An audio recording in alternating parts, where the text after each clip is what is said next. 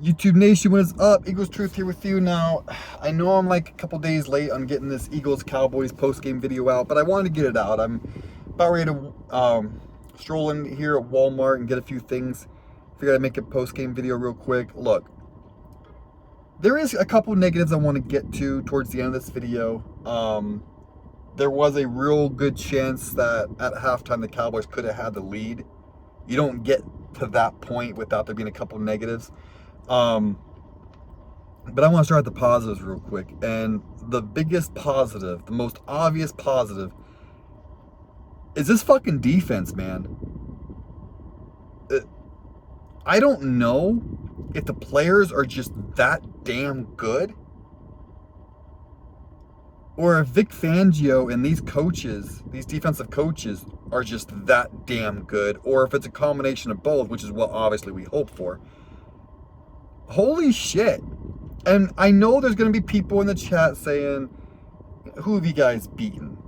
I know we've played a bad offensive, as far as offenses, we played a bad Giants team, a bad Browns team, a bad Jaguars team, and a bad Dak Prescott-less Cowboys team. I understand that. 4 bad offenses. Now, the Bengals offense is pretty good. The offense isn't their problem. That's a pretty damn good, that's a top 5 quarterback. And Jamar Chase is leading the league. And did you see what he did against the Ravens? Like 260-some yards receiving. Offense is not the Bengals' problem. It's their defense. So holding them to 17 was damn good. And Jamar Chase had less than 100 yards. I forget what he had. He probably had less than 50 yards. So that was that from our defense. Beating them was not impressive, but what we did to them defensively to that offense was impressive. You take that game out, yeah, a bunch of bad offenses. I get you. But what are the Steelers? Steelers are a good defense, right? We know they're a good defense, right? How many points did the Giants score on them? How many? I legitimately don't know. I just know it's like in the teens or something. Like we held them to 3. You can say we played bad offenses, but how did our defense do against them versus the 3 points was the lowest the Giants have scored all season. So we're doing better than the other defenses are doing against the Giants.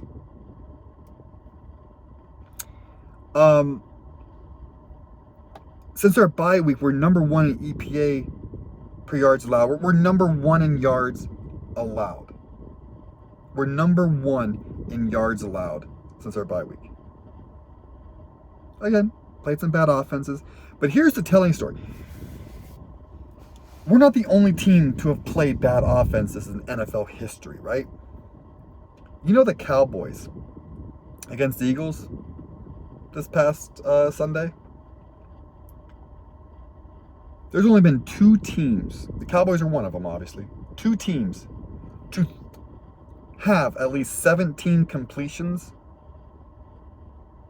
or 17 attempts, throws, and less than 50 yards net passing. Let that sink in. At least 17 throws, but less than 50 yards passing. There's only been 2 teams in NFL history to achieve that. And that's a stat you don't want. The Cowboys are one of them. Here's the crazy thing. You know who the other team is in NFL history? The Giants a couple of weeks before. Also against the Eagles. Now, I don't care bad teams or not. Only 2 teams in history have had that poor of a passing performance. And the Eagles did it to both of them. Playing bad teams or not, I think it's safe to say this Eagles defense is not just good, it's damn good. It's damn good.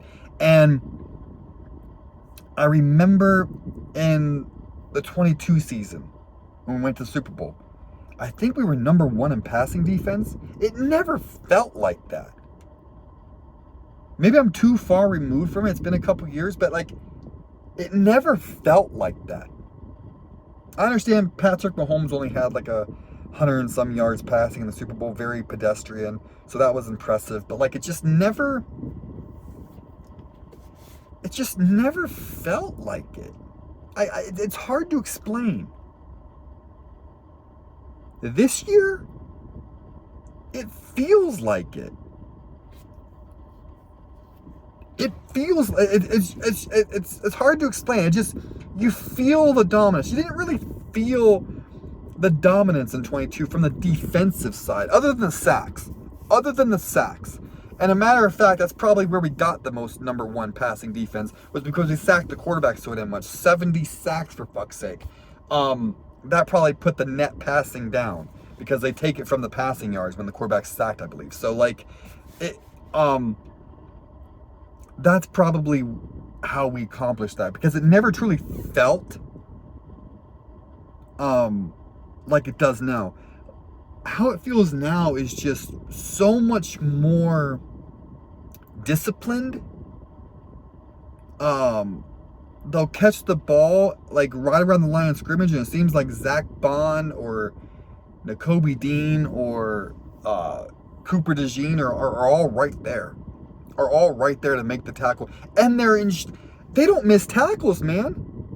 Bond, Dean, and DeJean,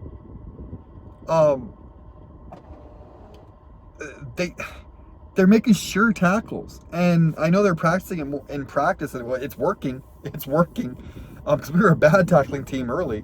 I would love to play the Bucs again. Oh my God, bring them on! Come on, Baker. Unfortunately, they're not going to make the playoffs, so we're not going to get a chance to play them again. I would just love to play them again. This defense, I'm just so happy and proud of this defense. I really am. I wish we had better edge pressure. I do. That's probably the only thing I can really say is, man, I wish there was a little bit more pressure on the quarterback, because the coverage and the linebacking play, I can't believe I'm saying that, it's all been chef's kiss. So I do wish we had more pressure, and we didn't have to like blitz and this and that and be fancy. I just wish we had more 4-man pressure. If we had that, man, that would just complete this defense. The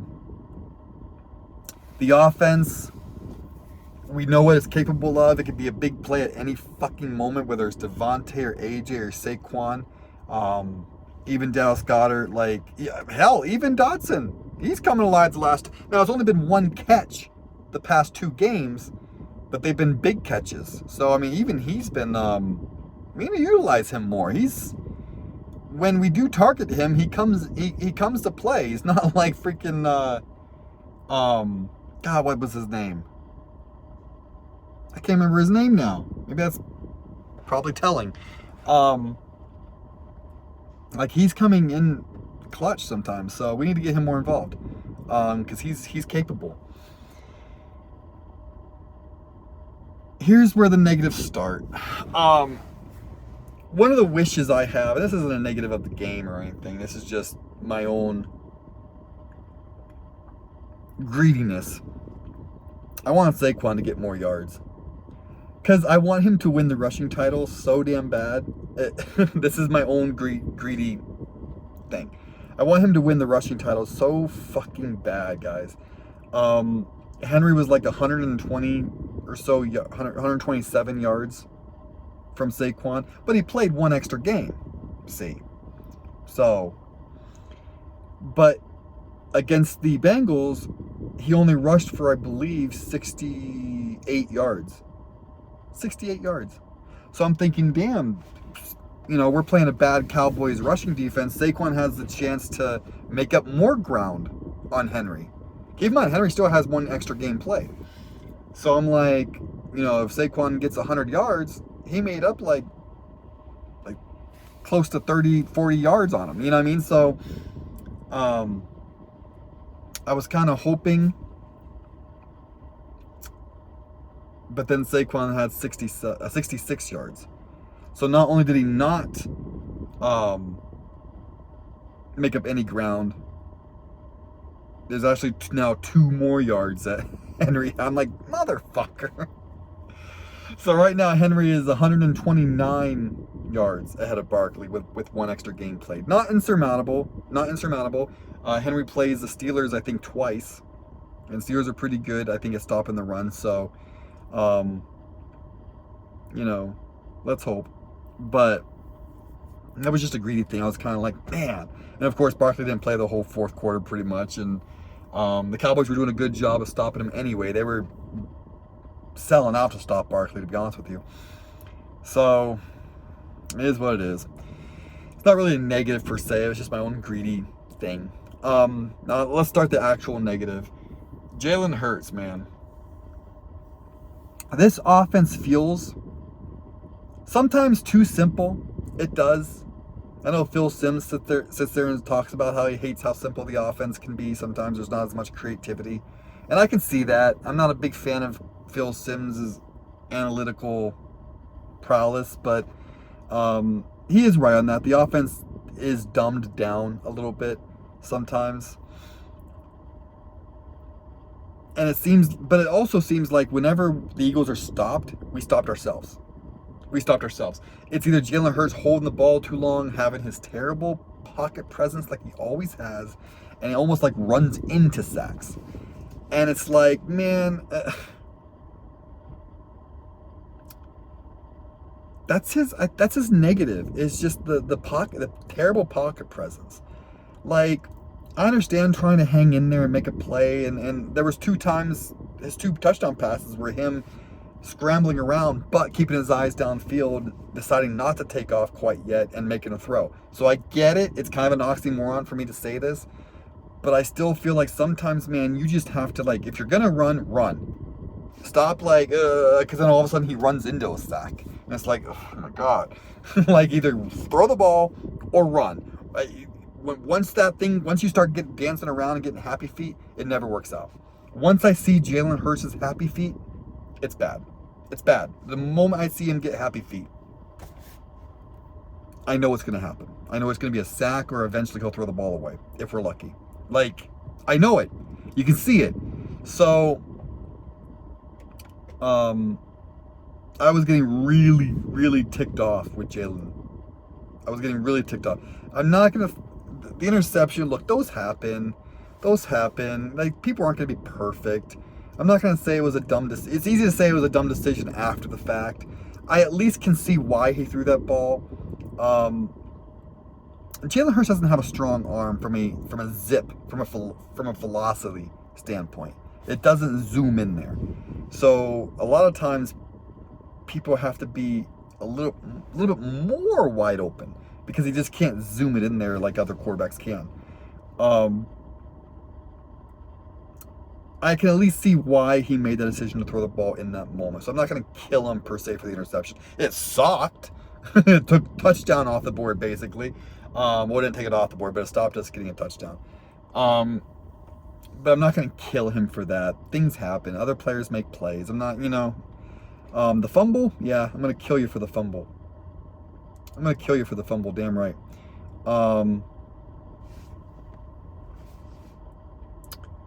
But his pocket presence can sometimes, and he holds the ball too long. Those things drive me crazy. I'm sure there's some moments where receivers aren't open, or it's long developing routes, or blah, blah, blah. I'm sure those are the cases sometimes if you watch the All-22. But there's times where Jalen's just holding the ball too long, man. That's really the only negative, really, is the offense sometimes stops itself. And a lot of times it's Jalen Hurts. Occasionally there'll be a cute call that's doesn't work by the coaches. Like, come on. Like, I know a couple weeks back it was the freaking I think it was against the Giants. We were driving, and then all of a sudden we wanted to call a wildcat play. Why? I hate the wildcat. Barkley's not going to throw the ball downfield. So now you already told the defense to run. It's a run, guys. It's a run. Like, you took the guesswork right. You took the 50-50 guesswork out of it right away. So it's like, Sometimes they'll get cute. I hate the wide receiver bubble screens. God, do I hate that with a passion. Every now and then we call that, and it gets like -2 yards. I'm like, oh my God, that's gonna be a drive killer. When Jalen runs into a sack, it's like, that's a drive killer. That's awesome. So it seems like we do great until we stop ourselves. We have to find a way to stop stopping ourselves.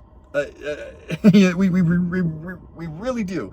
Every once in a blue moon, the defense will make a damn good play. All right, I'm not saying, they get paid too. They're NFL players too, but man, we stop ourselves a lot, and we just got to knock it off. Jalen, stop running into sacks. You build a better pocket presence. Coaches, stop trying to get cute. Stop going away from what's working. Stick with the run, even if it's not working.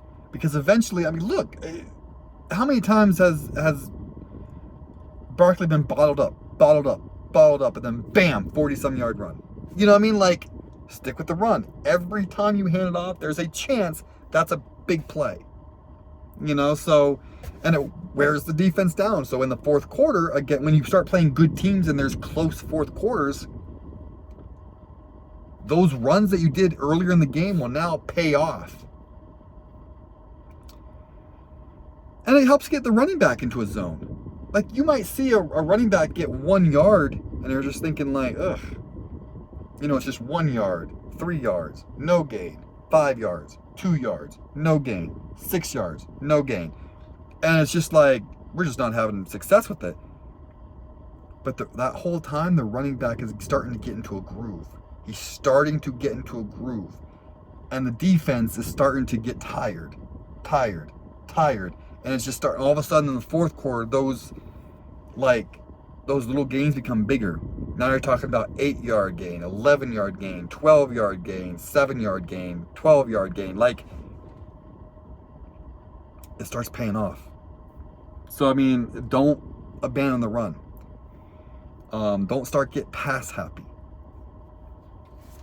I'm worried about this game against the Commanders. I'm worried that they're going to get pass happy because they see I don't know if Lattimore's going to play. I don't think he'll be able to play yet.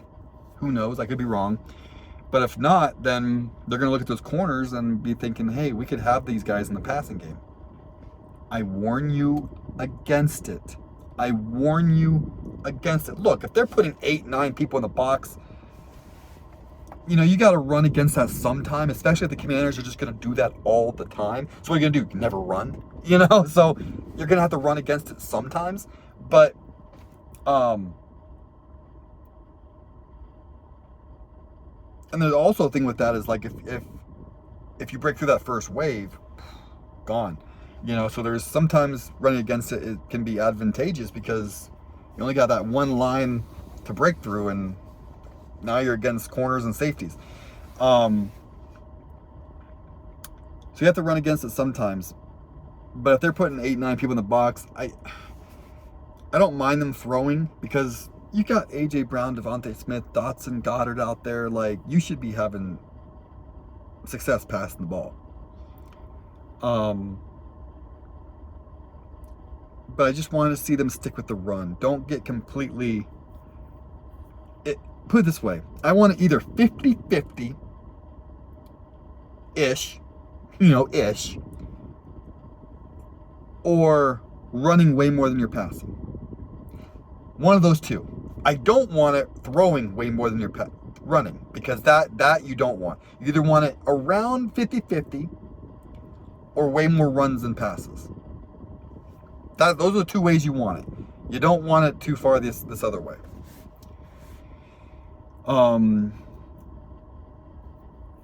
You beat the Commanders, you're in a good spot. The Commanders have an easy schedule. They have basically us twice, and we have them twice, so let's just cancel those out. Their only hard game they have is Atlanta. That's it. Atlanta. And I think they have them at home. I think they have Atlanta at Washington, if I'm not mistaken. I don't know. But they have the Falcons. That's it. That is the only hard game the Commanders have left. I can see them winning every other game. if you cancel our 2 meetings out because we both play each other, so cancel those out. What are the other games? The Commanders have Atlanta. I think they play the Titans. I think they have the Panthers. They obviously have the Giants. Or no, they already played the Giants twice, right?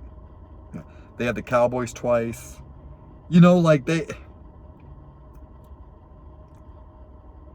don't see, the Falcons might get them. And that might be even. That might be a very even, who knows? They could beat the Falcons. I'm not going to sit there and say the Falcons will definitely beat them. We don't know. But that's the only, other than the every given Sunday, that's the only possible loss the Commanders have on the schedule outside of us. Now look at who we have outside of the Washington games.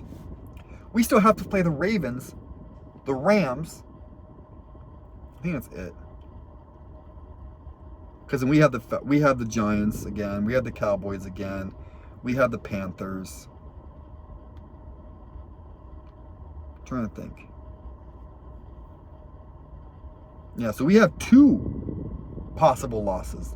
Not that I'm predicting us to lose to the Rams or anything like that. I'm just saying, teams that are, other than the any given Sunday, teams that are good enough and capable of beating you, right?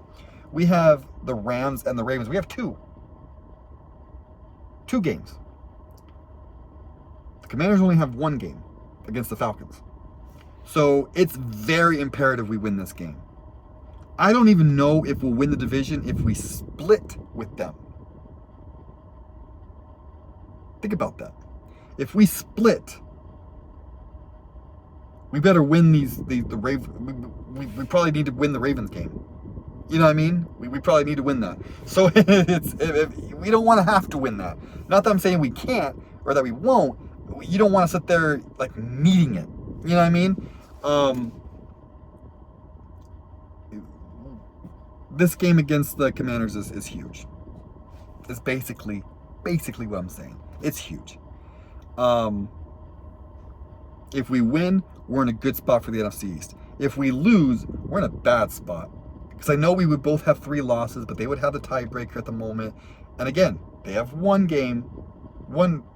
difficult game outside of us. We have 2.